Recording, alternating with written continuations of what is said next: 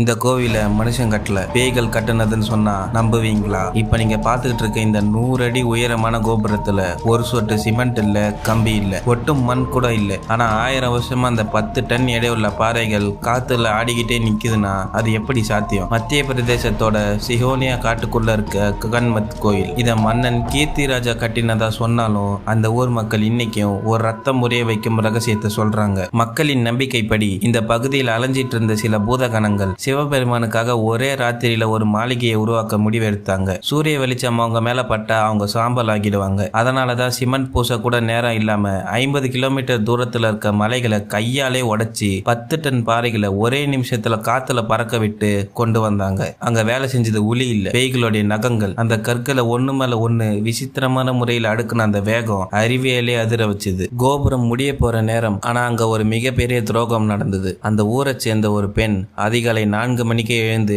அவங்களுடைய கல் உரல்ல மாவு அரைக்க ஆரம்பிச்சாங்க. அந்த சத்தத்தை கேட்ட அந்த பேய்கள் பிடிஞ்சிடுச்சுன்னு பயந்து பாதியிலே வேலையை விட்டுட்டு மாயமா மறைஞ்சிட்டாங்க. அதனாலதான் இந்த கோவில் இப்பவும் அறக்குறையா நிக்குது. ஆனா ஆச்சரியம் என்னன்னா 1000 வருஷமா எத்தனையோ நிலநடுக்கம் வந்தும் ஒரு சின்ன கல் கூட இப்ப வரை கீழே விழல. பேய்கள் கட்டின இந்த கோவிலே இவ்வளவு மிரட்டலா இருந்தா 80 டன் ஒற்றை கல்ல மிஷினே இல்லாம ஏத்துன நம் தஞ்சை பெரிய கோவில் மர்மம் எப்படி இருக்கும்? தஞ்சை பெரிய கோவிலோட அந்த திறக்காத ரகசிய நிலவரைகள் பத்தி உங்களுக்கு தெரியுமா? அந்த 1000 வருஷ ரகசியத்தை இப்பவே ரிலேட்டட் வீடியோவை கிளிக் பண்ணி நம்ம சேனல்ல முழுசா பாருங்க. இது கோல்டு மிஸ்ட்ரி அபிஷியல். மறக்காம சப்ஸ்கிரைப் பண்ணுங்க. Stay alert.